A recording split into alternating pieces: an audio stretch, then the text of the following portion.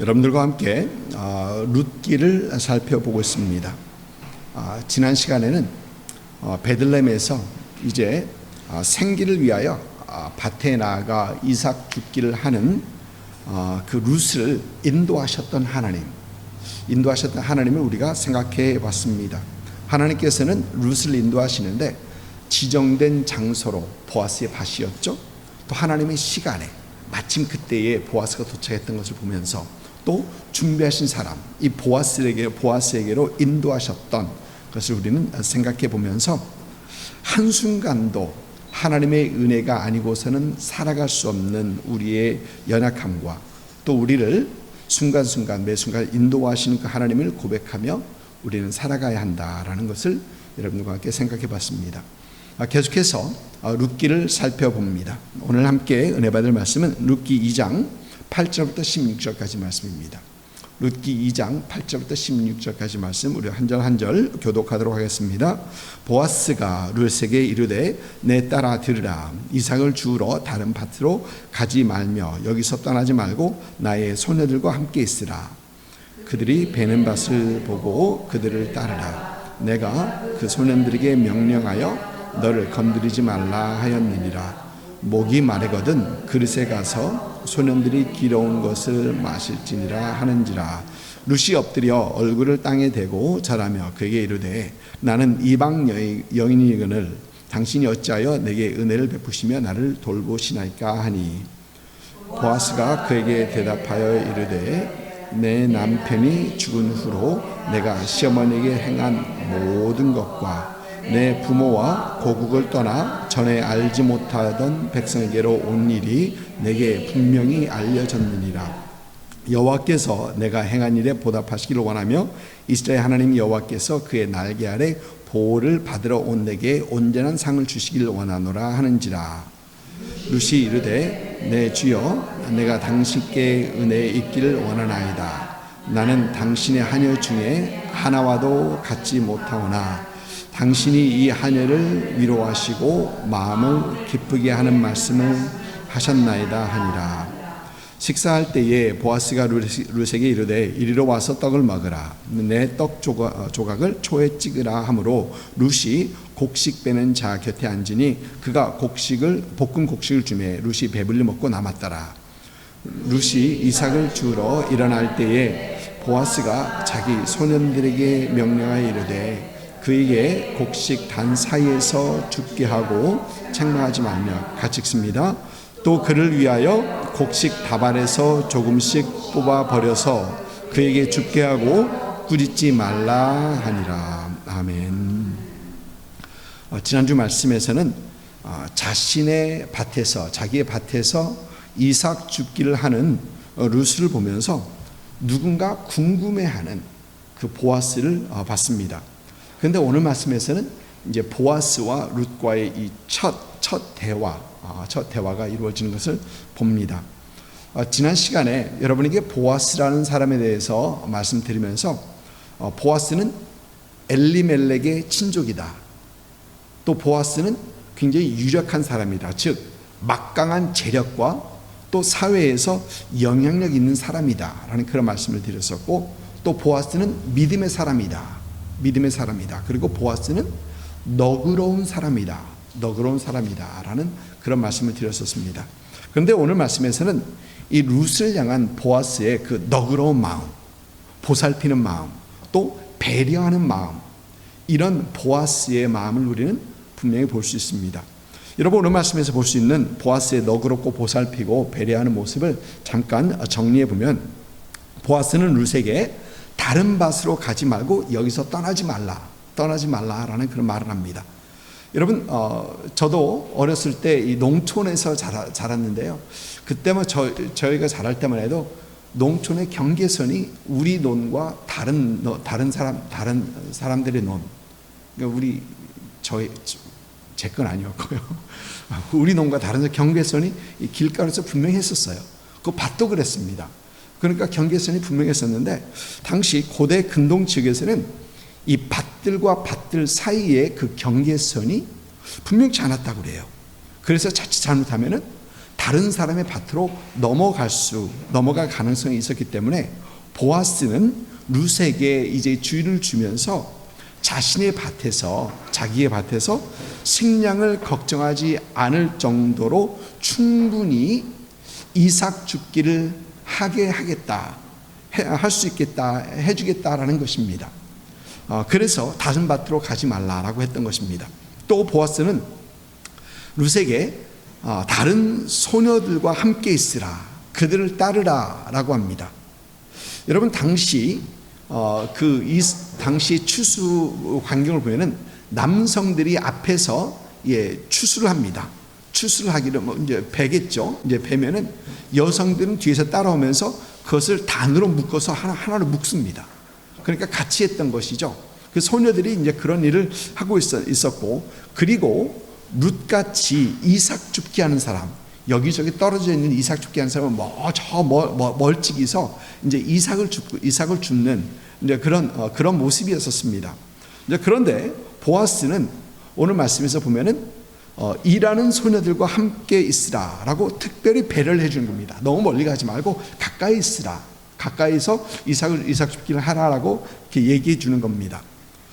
또 말씀을 보니까 보아스는 소년들에게 건드리지 말라 하였느니라라고 합니다. 건드리지 말라고 했다고 합니다. 이 보아스는 룻이 남편을 잃고 과부가 된 것을 알고 있습니다. 그 얘기는 이제 그에게 남자라는 이 보호막이 없는 그런 여성이라는 겁니다.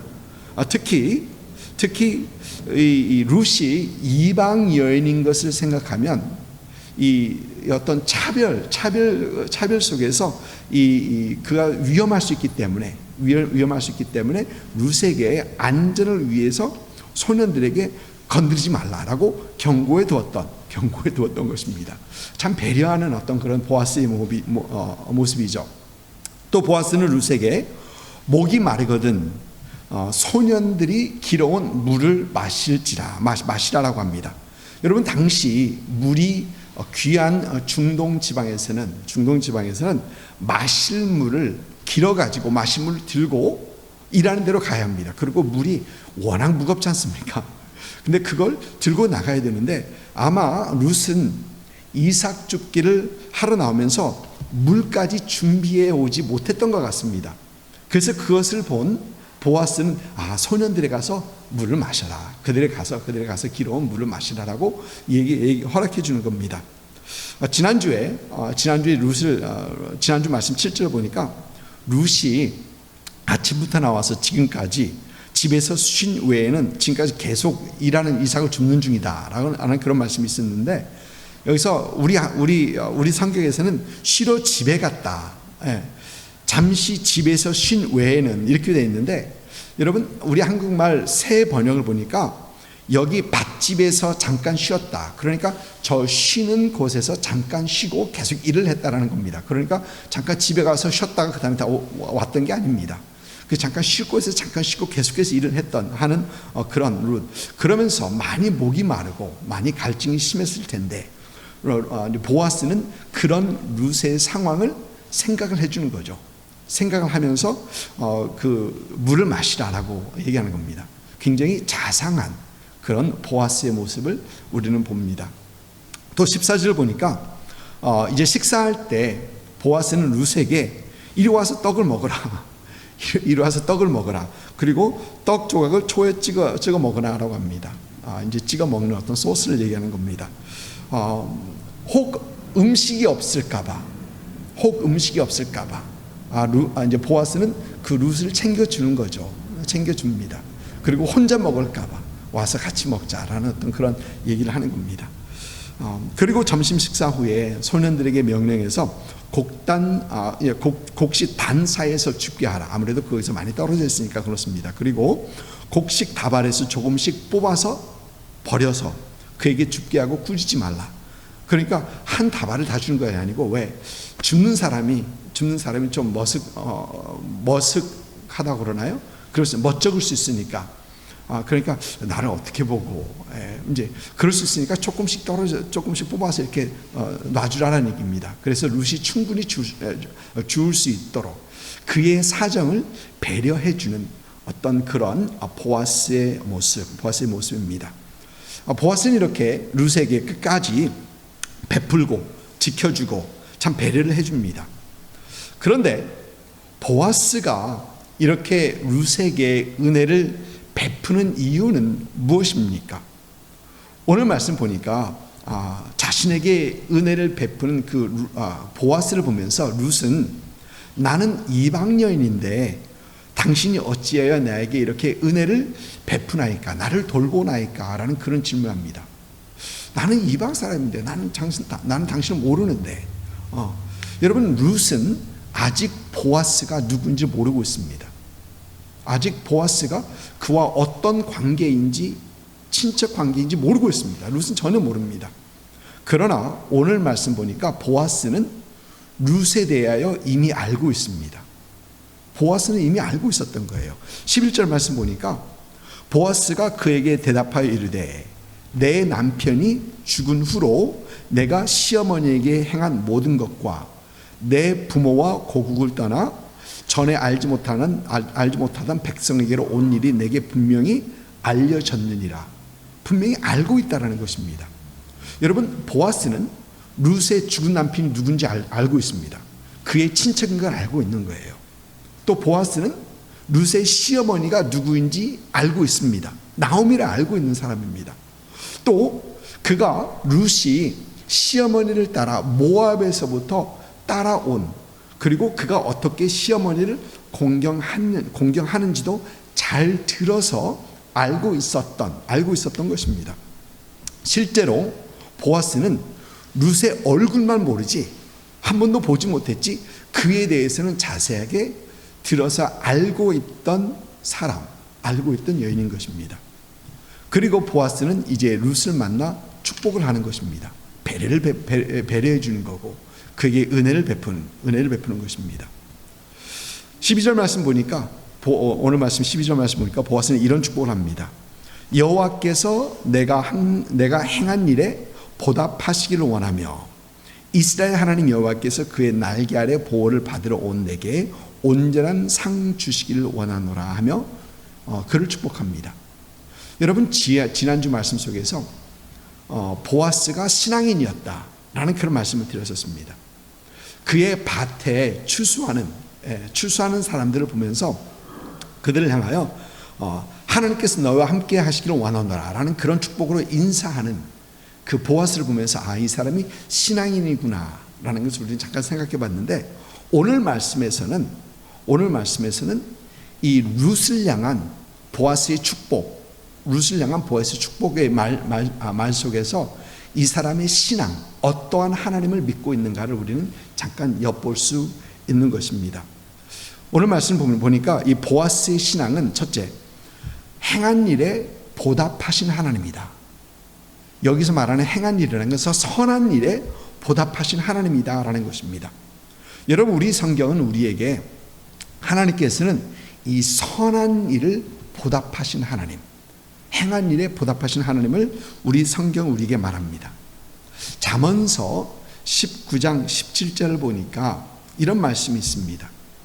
가난한 자를 불쌍히 여기는 것은 여호와께 구워 드리는 것이니 그의 선행을 그에게 갚아 주시리라.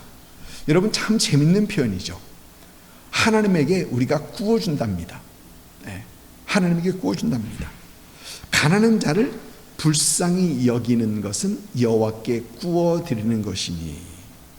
여러분, 이 얘기가 무슨 얘기입니까? 하나님께서는 꾼 돈을 떼먹는 분이 아니십니다. 그 얘기는 하나님께서 반드시 보답하시는 분이다라는 것입니다. 여러분, 우리 주님께서 마태복음 6장 4장에서도 이런 말씀을 하십니다. 내 구제함을 은밀하게 하라. 은밀한 중에 보시는 너의 아버지께서 갚으시리라. 여러분, 그러면서 하나님께서는 분명 갚으시는 하나님, 보답하시는 하나님, 이런 하나님이시다라는 것입니다.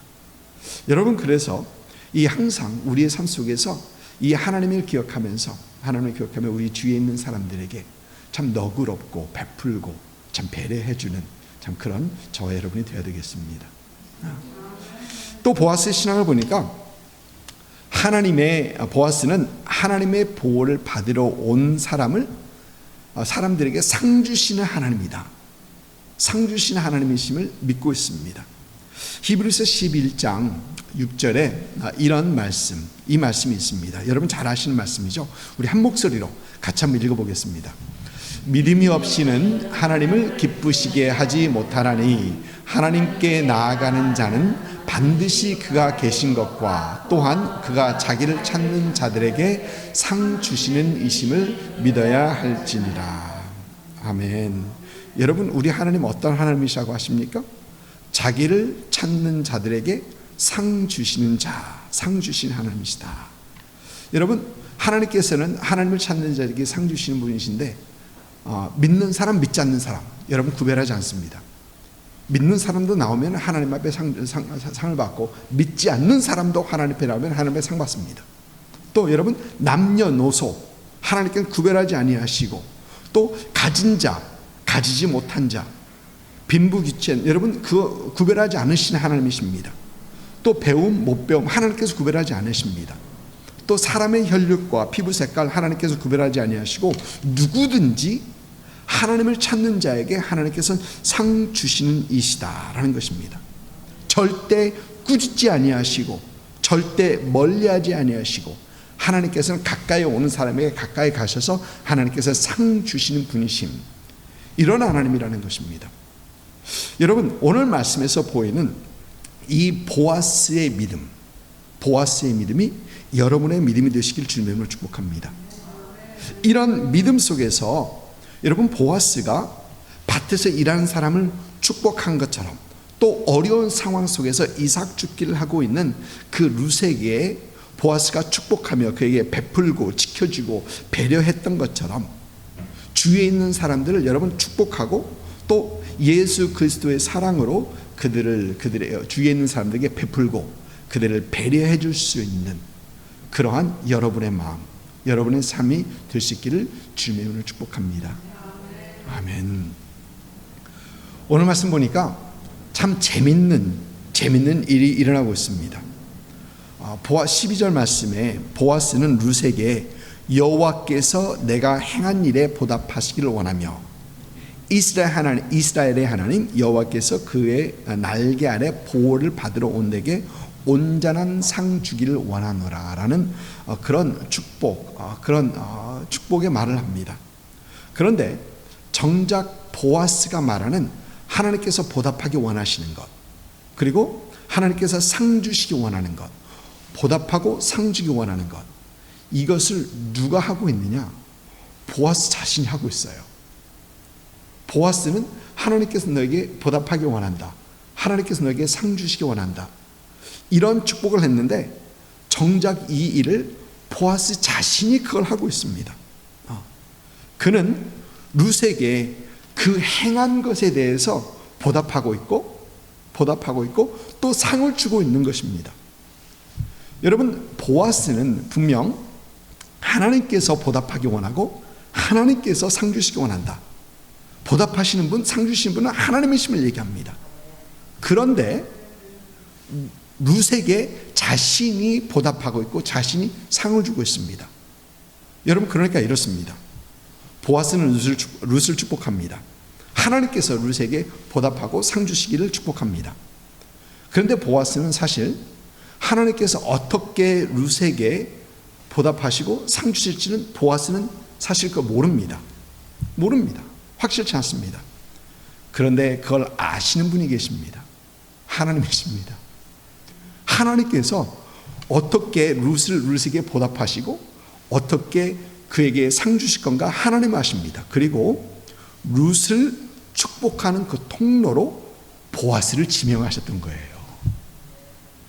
보아스를 지명하셨던 것입니다. 하나님께서는 보아스에게 룻을 향한 축복의 통로가 되게 하셨던 것입니다. 사랑하는 성도 여러분, 하나님께서는 저와 여러분을 하나님의 축복의 통로로 사용하시기 원하십니다.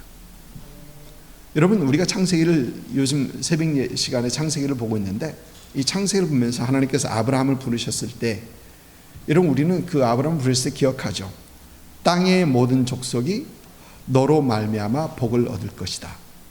하나님께서는 아브라함을 하나님의 축복의, 세계를 향한 하나님의 축복의 통로로 쓰시겠다는 겁니다. 그런데 이 말씀이 아브라함에게만 있는 거 아닙니다. 후에 보니까 야곱에게도 하나님께서 이런 말씀하십니다. 여러분 기억하시죠? 야곱이 형 에서에게서 도망하면서 삼촌 라반의 집으로 가고 있을 때 베델에서 꿈속에서 하나님을 만납니다. 그때 하나님께서 야곱에게 이런 말씀을 합니다. 땅의 모든 족속이 너와 내 자손으로 말미암아 복을 받을 것이다. 하나님께서는 야곱을 하나님의 통로로 사용하시기 원합니다. 축복의 통로로 사용하기 원하십니다. 그리고 참 재미있는 것은 야곱이 삼촌 라반의 집에서 떠나가려 할 때, 우리가 얼마 전에 새벽 예배에 봤었죠. 떠나가려 할 때 삼촌한테 가겠다니까 삼촌 라반이 야곱을 말리는 그 과정 속에서 이런 얘기를 합니다. 창세기 30장 27절입니다.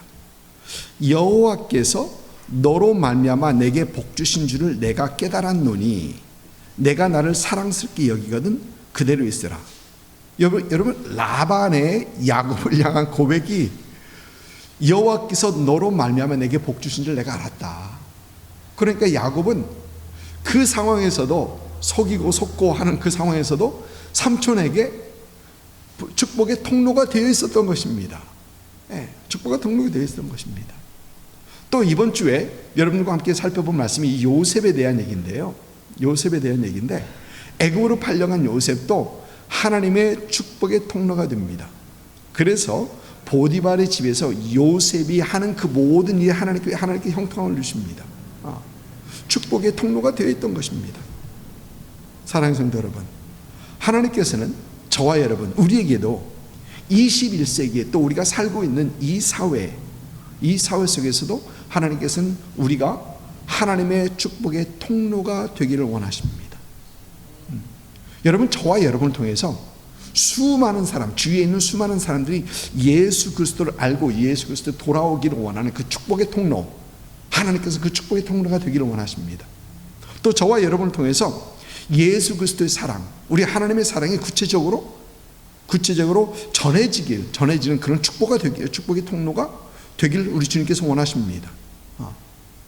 또 우리를 통하여 소망이 없는 사람에게 소망을 심어주고, 사랑을 느끼지 못하는 사람들에게 사랑을 부어주고 사랑을 해주고, 또 우리를 통하여 힘들고 어려운 사람들을 위로하시는 그 하나님의 축복의 통로, 그 축복의 통로가 되기를 원하신다는 것입니다. 여러분, 우리가 복이다, 복받았다 얘기하죠. 그럼 여러분, 진짜 복받는 사람은 어떤 사람입니까? 여러분, 진짜 복받는 사람은 혹시 많은 것을 얻는 사람입니까? 아니면 많은 것을 주는 사람입니까? 여러분, 진짜 복받는 사람은요, 많은 것을 주는 사람이에요. 여러분, 진짜 복받는 사람은 베푸는 사람입니다. 주는 사람입니다. 여러분 생각해 보십시오. 진짜 복받는 사람이 위로와 격려를 받는 사람입니까? 아니면 위로와 격려를 하는 사람입니까? 하는 사람이죠. 위로와 격려를 받는다는 것은 그건 상황이 별로 좋지 않다는 얘기죠. 네. 여러분, 진짜 복받는 사람은 사랑을 받는 사람이 아니라 사랑을 하는 사람입니다. 그 사람이 진짜 복받는 사람입니다. 이번 플로리다를 지나간 태풍 이언을 통해서 여러분, 우리는 하나님의 은혜와 복을 누리는 사람인 것을 체험했습니다. 그런데 지금 제가 우리가 하나님의 은혜와 복을 누리는 사람이라는 얘기는, 이 말씀을 드리는 이유는 허리케인 이언이 우리를 피해가서 드리는 말씀이 전혀 아닙니다. 우리를 피해갔기 때문에 우리는 복받았다, 지금 이 얘기를 한 건 아닙니다. 오히려 이번 허리케인 이언을 통해서 피해받은 사람들을 위해서 여러분이 기꺼이 베풀었기 때문에 그렇습니다. 여러분이 기꺼이 베풀었기 때문에 그렇습니다. 이번에 저희 교회에서 이 전달한 작은 사랑의 구제 헌금 보니까 어느 목사님은 그런 얘기를 하면서 너무 감격이 돼서 교회에서 얘기하고, 우리 교회가 큰 교회가 아니지 않습니까? 그런데도 이렇게 우리에게 이렇게 보내오셨습니다라고 하면서 교회를 기도하고 너무 감격했다. 이제 그러면서 맞다. 그래서 우리가 축복받은 사람이다라는 것입니다.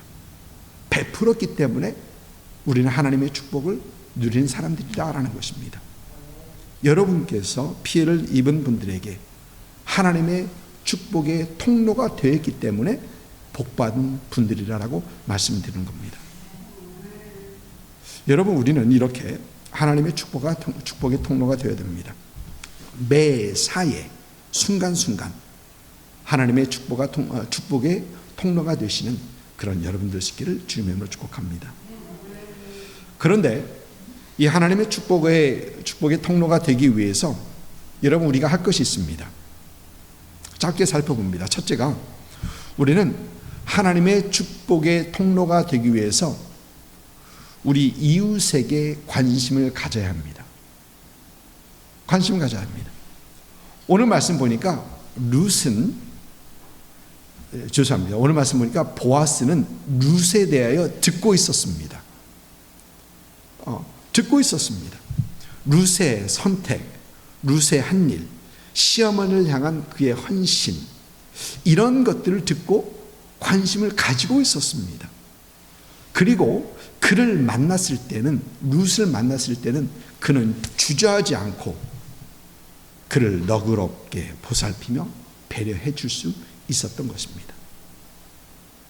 여러분, 우리 하나님의 관심은 물론 모든 사람을 향하고 있지만 그 중에서 특별히 하나님의 관심은 고아와 과부, 또 나그네, 이런 사회에서 소외된 사람들, 힘들어하는 사람들을 향하고 있는 것을 우리는 성경에서 봅니다.